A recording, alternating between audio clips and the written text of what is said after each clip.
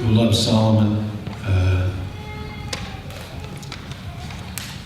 So I'd like to begin with a quote from a Sufi master named Hazrat Inayat Kahn. This is a being whose teachings has informed and guided my entire life.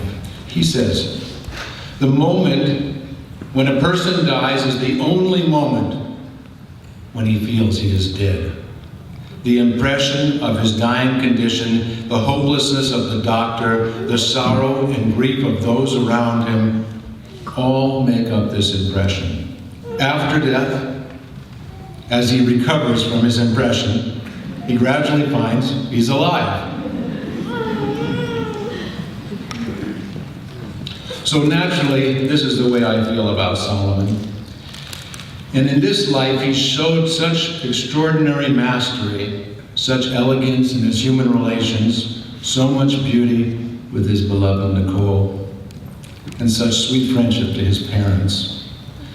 My own feeling is the strength, the enthusiasm and ease he showed in this world will continue to be the same ground through which his ongoing adventures will be shaped. So I feel in a gathering, a sacred gathering like this, we have two assignments. They're two completely different assignments. One of them, we want to send Solomon on his way. We want to let him go. He can't function in a physical body anymore. We want to give him a bon voyage and hope that the blessings he brought here in whatever form and wherever and in whatever form, he manifests those where he goes. The other is for us to come together as a family, as a community, as friends, let our sadness come to our hearts, hold each other, share with each other, and grieve together. So, when a child is born, when our child was born, we had a natural wish that their life be filled with happiness, with prosperity, with excellent health, with deep, beautiful, and meaningful relationships, and that all their expressions be full of beneficial activity. And as musicians and music lovers that we were, we further hope that the blessings of music as the universal language would awaken in our child.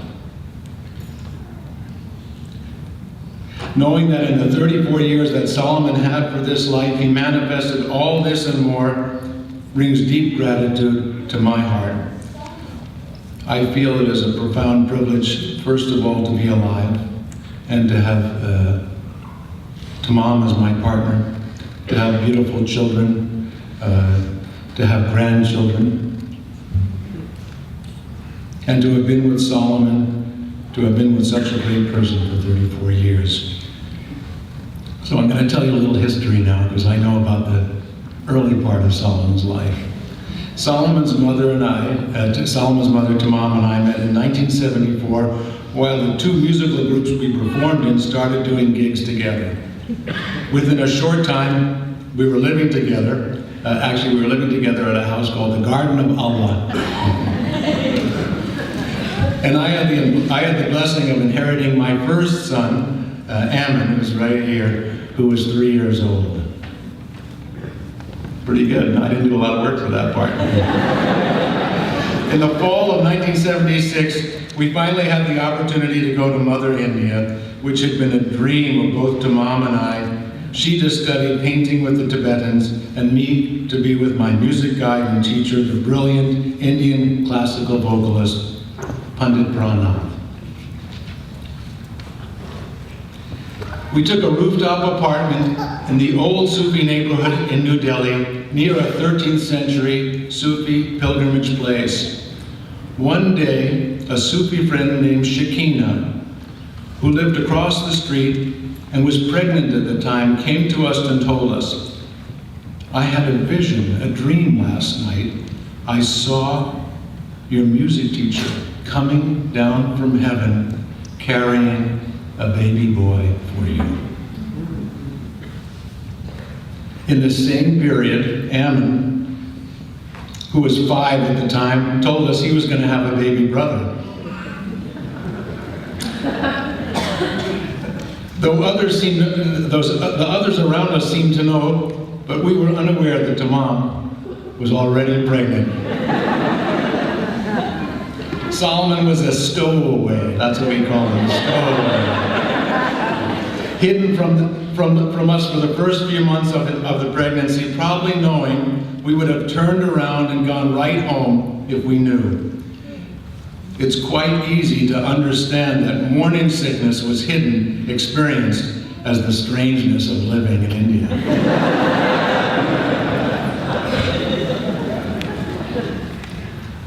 A few weeks later, we traveled north to the high mountains where the Tibetan people had resettled. We were granted a private audience with His Holiness the Dalai Lama. He gave us great guidance. We even asked for his blessing to have another child.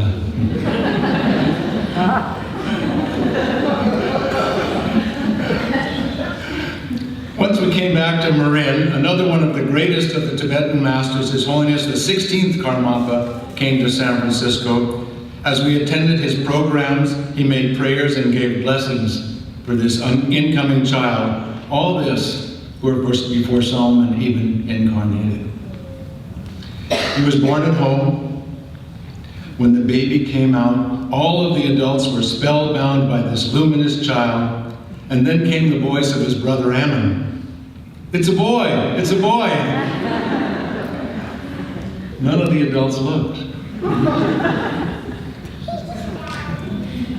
And the first thing I did was follow the advice of my Sufi lineage to whisper into his ear all the blessed aspirations I had for him, to recite the great mantras and sacred phrases I practiced, and to tell this incarnating spirit that for this earthly life, we would play the roles of father and son.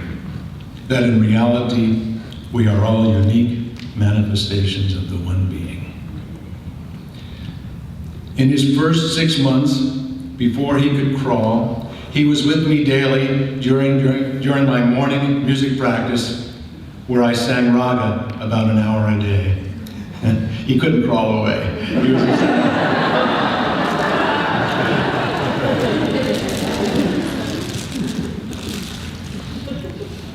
By the time he was 1, I was in my home garage shop making musical instruments along with my assistant, Blake Derby. Tamam came into the garage to move the laundry from the washer to the dryer, and in order to have hands free, she let Solomon play by sitting him in the driver's seat of our Volvo in the driveway. Even then, he liked being at the wheel. A friend had borrowed the car the day before, and unknown to us, the emergency brake was not on. The story gets a little more difficult. As Tamam opened the door to take Solomon out of the car, it was a driveway that was on an angle, Solomon knocked the gear shift into reverse. It all happened so quickly, we couldn't stop the car. We moved to the edge of the driveway. We watched the car go down the hillside another 53 feet through Scotch broom, through poison oak vines. It jackknifed and it landed, but Solomon wasn't in the car anymore. We couldn't see him. We heard him. He was crying out. Blake darted down the hill like a deer to find him. Solomon had been thrown out of the car with the car landing on top of him. But as Blake pulled him out, he was untouched under the wheel well with only a grease mark on his forehead, completely unharmed. Aside from being in shock, we felt so much gratitude and a sense that this being was under protection and that his life was to be guided. This feeling is still with us today, even as we heard the news of his passing. Both Ammon and Solomon, both of the boys, accompanied us every summer to the Mendocino Sufi summer gathering, where we were regular guides and helpers for the retreat. And whenever I would sit in front of a large group giving a talk, just like this, little Solomon would be on my lap. And at that moment I realized that this was the view he was used to, serving others, and that it would be natural for him to become a guide and a leader. And our home was a constant stream, like Paulden said, it was a constant stream of inspiring people, Tibetan masters, with Solomon getting to do archery or darts with them, to great musicians like my music master, Pandit Pramnath, to Terry Riley, who's here with us, my guru brother, Hamza El-Din, the great master from Nubia, Zakir Hussain, Amin's birth father, who played for us later, Terry Haggerty, to Zen masters, to Sufi masters from other lands. So by the 5th grade, Solomon and his Waldorf buddies, I think some of them are here today, had formed a band. In fact, I think all the band members are here today. Solomon was the bass player, holding the ground for the music, a role he continued through his life. I remember one evening at dinner when Solomon was about 11, and one or more of his close friends joined the meal. His chore was to put the clean dishes from the dishwasher away. The meal was over, and he asked to be excused, and I suggested, why don't you first empty the dishwasher? Out came a groan with attitude. Solomon was not pleased with the request as he did the work. His friend, it could be, I don't know, it could be one of the people who are here today. I can't remember who it was. His friend immediately said to him, since you have a job to do anyway, why not have a good time while you're doing it? So that not only did that sound like good advice to me, it sounded like advice I regularly gave to Solomon. So I quietly asked the young man to come over, and I asked him, where did you learn such good advice? He's replied, oh, Solomon's telling us that all the time.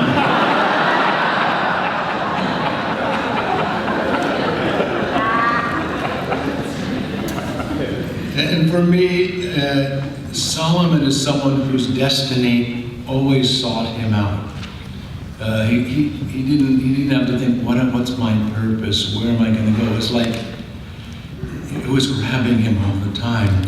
You know, he showed mastery in school. All his friends always puzzled how he accomplished his studies so well and still being able to party so well. He became a world traveler, back to India 3 times, once at 8, once at 15, and then last with Nicole to attend Scott and Suni's wedding, who are here today, and to do some DJ gigs. We went to Japan together to visit with Hamza El-Din. He traveled with us to Morocco and Spain, went to Machu Picchu with his brother Amin, snowboarding adventures in Chile and Canada, opening the Wynn Hotel in China, going to Germany, to Holland, to Switzerland, and on and on. In his adult life as a musician and as a DJ, he had so many extraordinary accomplishments.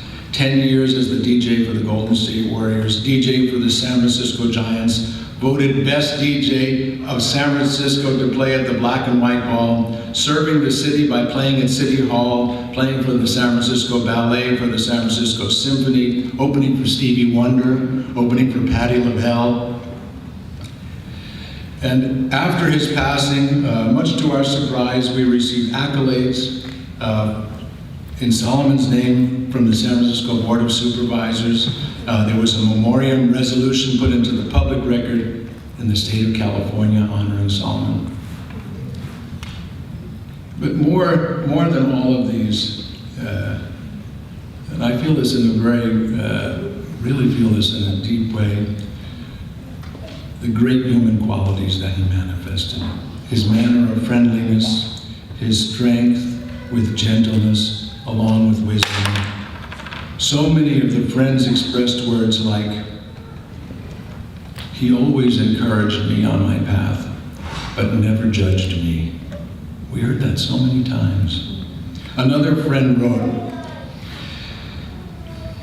he was my greatest confidant and sculpted me in so many ways into being a better human being. I find comfort knowing that much of who I am, both professionally and personally, was shaped by his advice, and in that, I will always have him with me. And yesterday we received a letter from his really close friend, we knew him as Nenoy, he's now Nikolai Kinski, a famous actor now in Germany. He wrote to us, I will be present with Solomon, even more on my mind and in my heart than usual when you come together to honor him. May we all strive for the goodness and excellence, for the best Solomon always brought out in us. I think of Solomon every single day, and then I think of all the people we love and share in common. Solomon, we will naturally miss you, but we feel so much gratitude that we got to know you and be with you. And we were so happy you began creating a life with Nicole. When you first got together with her, two of your closest friends came to us and said, she's the one. So now I want to close by making aspiration prayers for you, Nicole. And I hope you'll join me that your life, your continuing life, with all these profound lessons, be full of excellent health, with happiness and prosperity, and that whatever you do, may it be of great benefit to all. Thank you so much. God bless you all, and blessings to Solomon on his continuing journey. Thank you so much.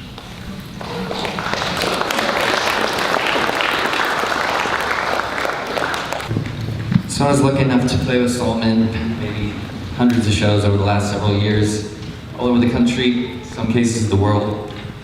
And I think what was really rare about us was I felt constantly like we were fans of each other. Like every time we played, we just... I always knew you had my back, and now looking back at it, realizing those places that we played, this song came to mind because we played kind of dance situations, but I always ended those sets with a fully acoustic song, and I would look back and he would be fully into it. He was didn't necessarily have a role in the song, but he had a huge role.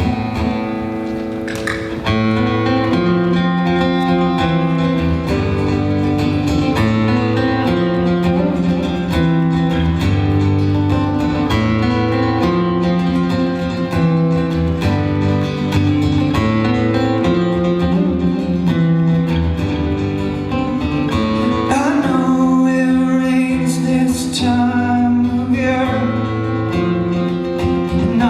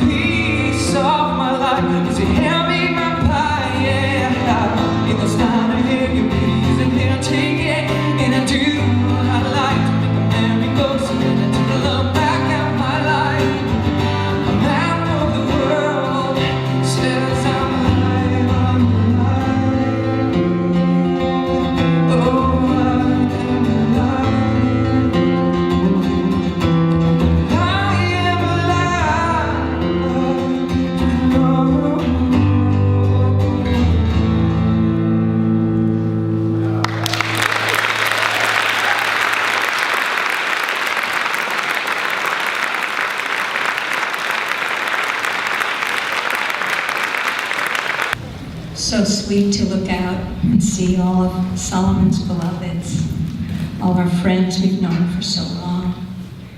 My college roommate Bessie's here, came up from Southern California, and many others from all over. Thank you all. Just fills my heart that you're here. So I'm going to tell some stories from Solomon's adult life. Well, I want to start out with Joe and Gwen Miller. When Shabda and I were in our late 20s, we met Joe and Gwen Miller. These amazing elders were real godparents. They led a walk in Golden Gate Park every week. On holidays, there were sometimes more than 100 people walking from the Hall of Flowers to the ocean. I used to meet with Gwen and a group of young women she invited to her apartment above the Esophageal Lodge in San Francisco. Some of you have been there.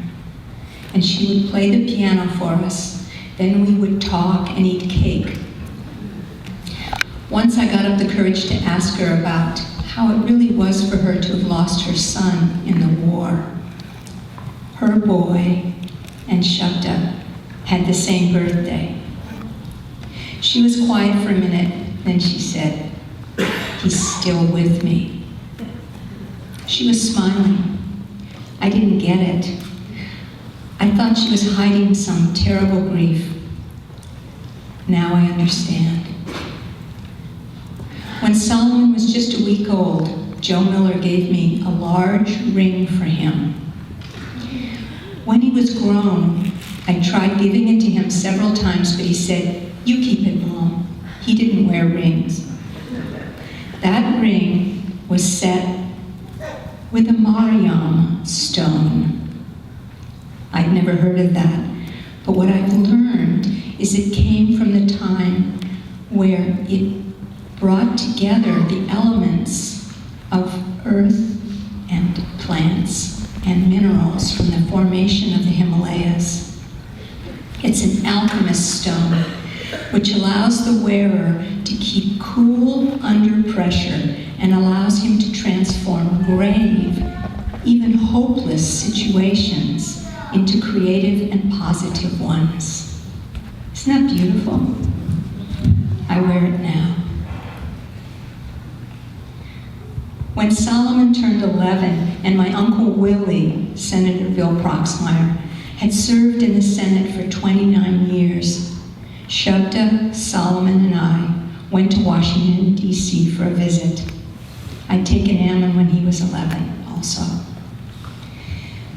So imagine this, Solomon and his father sitting in the Senate dining room, each dressed in a suit and tie. I thought you'd like that one. The great liberal Teddy Kennedy stopped by the table.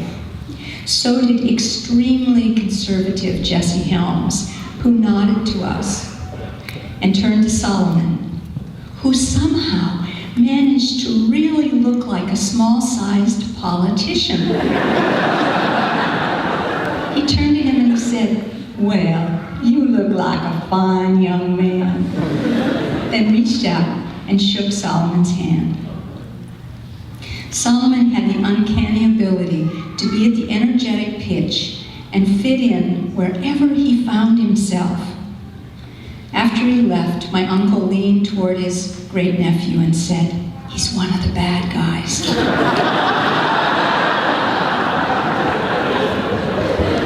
What a lucky mother I am to be invited to Burning Man with both Ammon and Solomon 5 times.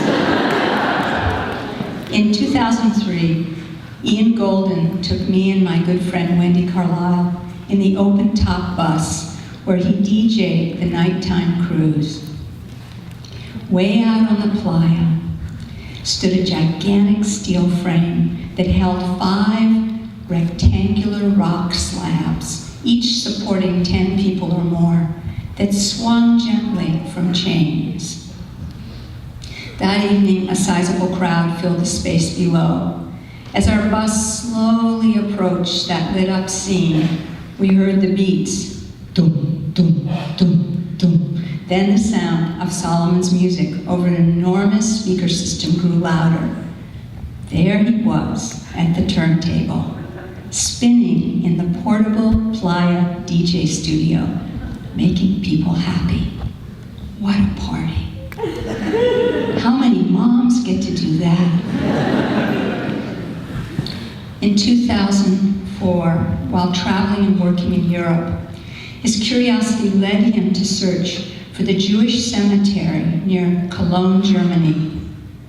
Finding it locked, he leapt the fence, found and photographed the tombstone of his namesake, Solomon, his great-great-grandfather, the beloved patriarch of a family that no longer existed in Germany. He took me to see the film Scratch when it first came out. He explained about the DJ genre and the legendary Philippine scratch masters. So when he gave me a photo of himself with Mixmaster Mike at the Warriors game, I framed it and put it on the wall. A few months later, we had our house painted, and a surly painter stopped in his tracks and asked me, "Hey, who's the guy with Mixmaster Mike?"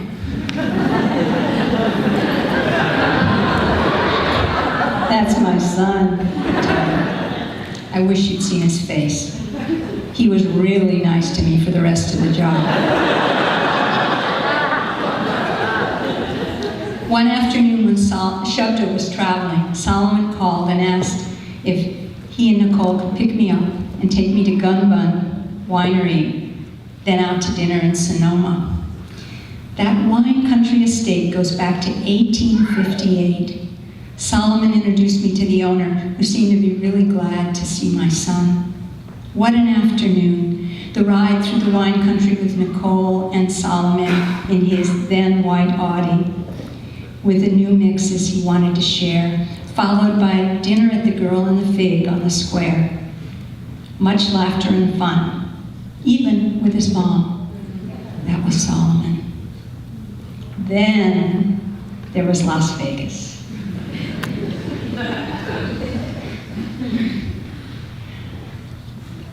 He got me comped a poolside room in the Hard Rock Hotel, where he and Clouse played a dinner set on Thursdays.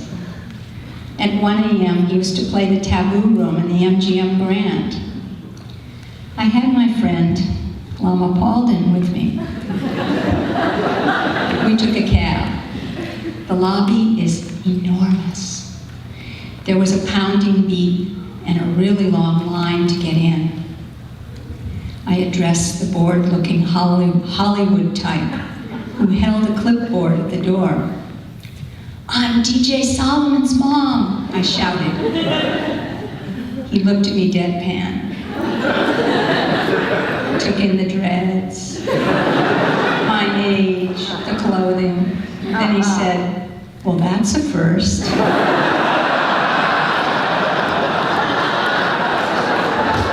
And stamped my hand in hers. We went in and waited for Solomon. Soon I saw him. He arrived and connected to his computer to the sound system and began. No introduction, no more than 6 seconds between the exiting DJ's last tune and his first, all without slowing down the momentum. I understood. DJ Solomon would be just fine doing what he did. He was a consummate professional, a star. When Solomon cruised, he often took me with him. Now it's my turn to take him along. I recently wrote down these words. "Take me with you, Mom, into your life and what you do. Let me bring the balance and glide of boarding, the balance and glide of boarding into the continual challenge of your everyday life. And please, keep loving Nicole." Thank you.